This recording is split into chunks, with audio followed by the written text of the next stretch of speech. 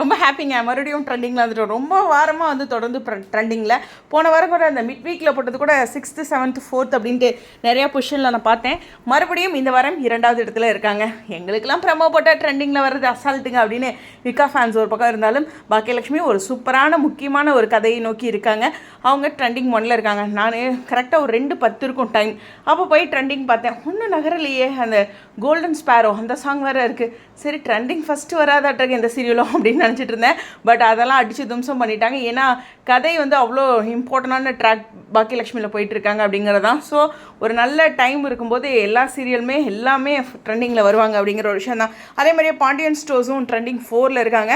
Mahanadi trending 2. So அது மட்டும் இல்லை, பாக்கியலட்சுமி சொல்லி ஆகணும். எபிசோட் கிளிப்லாம் போடுறாங்களே, அதுவுமே பார்த்திங்கன்னா 4th position 5th position 8th position.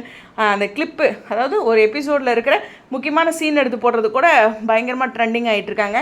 So அந்தளவுக்கு ஒரு முக்கியமான கதையில் இருக்காங்க. எனிவேஸ், மகாநதியும் ட்ரெண்டிங் 2ல் இருக்காங்க.